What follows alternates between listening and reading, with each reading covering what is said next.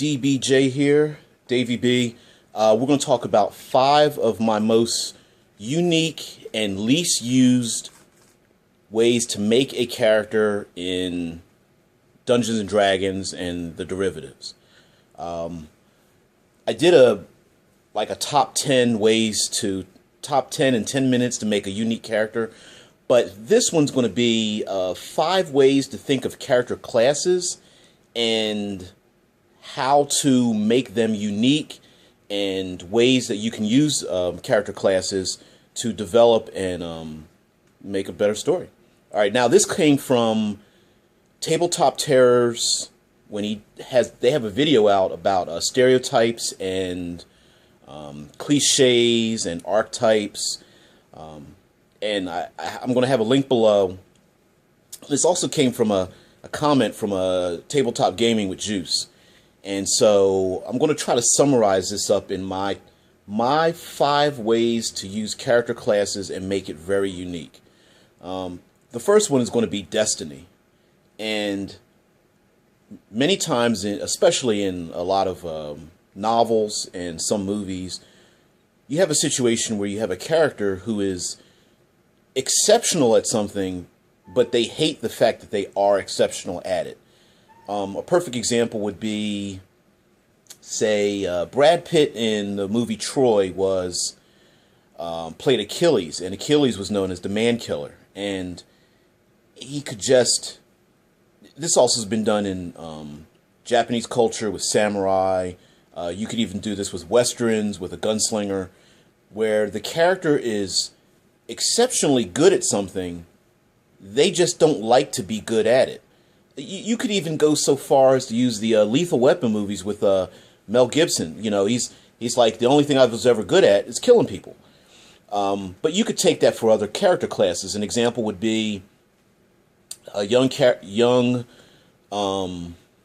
apprentice is forced to join a wizard school, never wanted to go to the wizard school because he always felt that his destiny was to go to war beside his brother, and his brother refused to have him beside him, so the family and the brother forces him to go to the wizard school. So he becomes a wizard despite the fact that, and becomes very adept at it as well. Becomes very good, you know, exceptionally bright, top of the class, but still hates doing it. Another really good one for me, I think, would be cleric.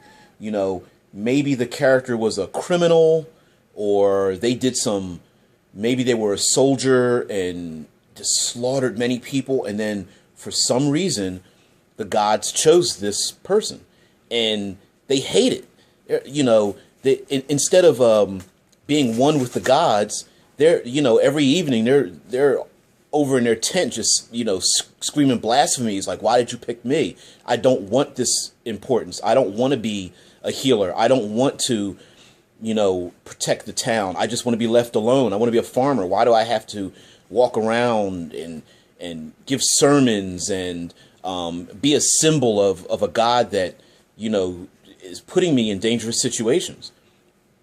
Okay, so destiny's one of them. Number 2 would be strange comfort.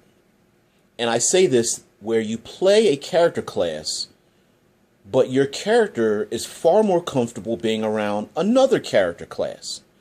So an example would be a ranger that lives with a group of barbarians, a monk that studies in a wizard's tower, a cleric that's a member of a thieves guild.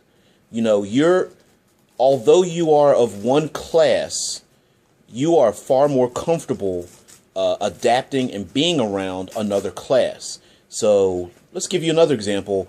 Maybe you are a wizard, but you are used to being on the front lines of battle, and so therefore you are more comfortable and can talk the language of warriors and fighters. Or let's say you are playing a rogue, but your rogue is far more familiar working with and being around wizards. You're used to sneaking in other wizards' castles, finding their components, making forgeries of scrolls and handwriting. You understand the lingo, you understand the background, and so now your character class, maybe this rogue that you're playing, you're not a classic rogue. You don't really know anything about the streets. You're not big on backstabbing people, although you're very good at it. You don't get paid to do it. You don't pick pockets in the traditional way. You are maybe like what's his name? Indiana Jones, and you're doing things for these wizards. You just happen to have the skills of a rogue. All right, my third one is desire. And using the example of the apprentice that goes to become a wizard, but really wanted to fight in a war with his brother, your desire is that although you are of one character class, you wholeheartedly desire to be another character class.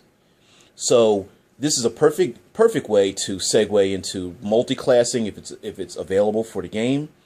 But it also makes kind of a dynamic where although you are of one class, let's say wizard, and you wholeheartedly want to be a fighter, maybe your character starts doing things and acting in ways that are outside their character class. I'm a wizard, but I start walking around with a long sword and a helmet on. I want to be involved in tactics, but as the fighters discuss how they're going to, assault a castle or something. And everyone around you is looking at you like you don't belong with us, but you very much want to be. You go out of your way to learn from the other fighter in the group and identify with them.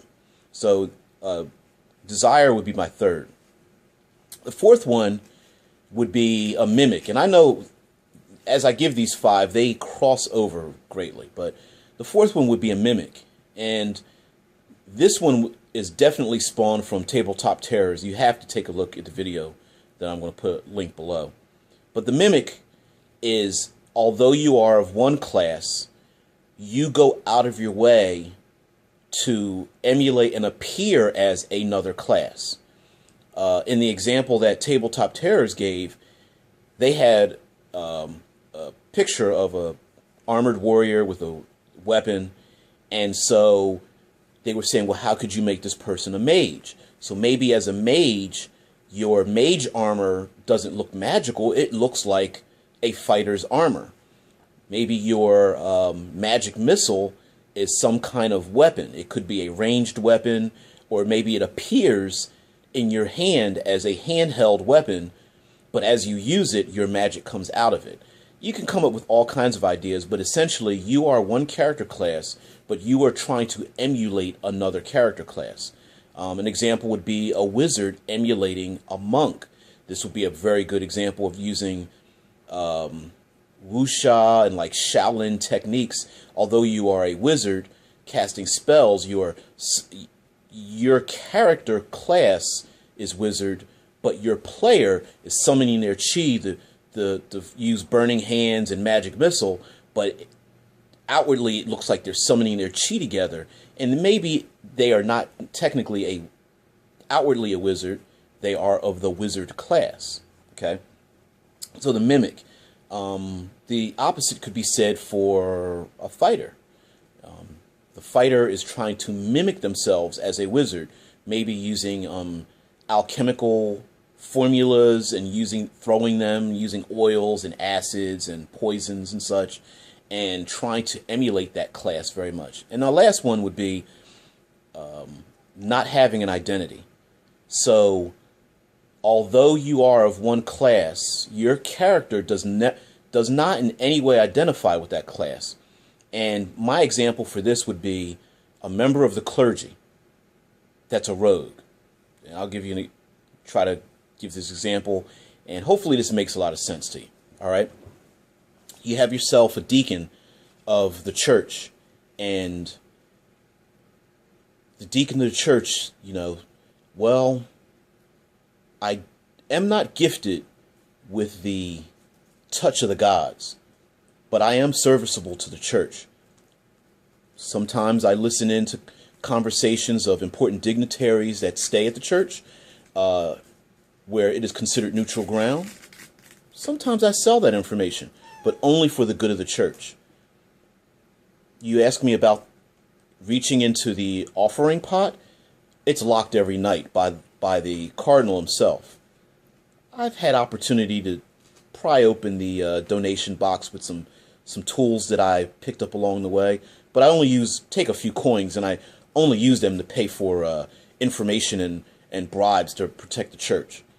Sometimes I stalk the halls at night, listening into conversations, making sure people aren't, the young people are not blaspheming against the gods, making out in the hallways. Ugh, I can't stand that. Have I had opportunity to slit someone's throat? Oh, yes. Enemies of the church sneaking in the night. We can't have that. The cardinal's safety is vastly important. Sometimes I have to do unsavory things for the church, but it's necessary to protect it. The knights and the paladins are the face of the church, but my job is to protect the church in any way that I can. Okay, Sophie, really? Really? You understand that I am trying to make a video here, don't you? Boy. Anyway, guys, a little rambly, a little ranty on my part, but just trying to come up with 5 ways. Boy, kitty. Yeah, I know. Easy. Easy, you guys. Damn. Be nice. Sorry about that. Anyway. My 5 unique ways, rarely used, but really dynamic ways to really think about different character classes. Also, try to think of some of your favorite movies. For example, Braveheart. Okay, you know, you could make the case that Mel Gibson's Braveheart could have been a ranger, a rogue. Could he be barbarian? Sure, but maybe he's a different character class.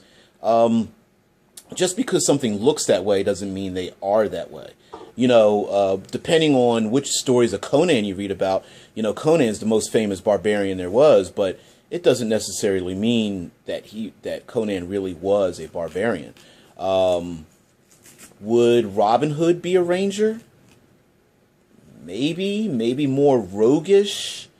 You know, yeah, you can get to the multi-classing thing, but I'm just thinking, like, if you had to pick one class for Robin Hood, could be fighter? I'm thinking rogue more than ranger. But that's just me. But you can go down the line of a lot of your most popular and famous movies and start picking and prodding and going, could I think of the first character class when you see them, and then think of another character class they could possibly be. You know, think outside the box.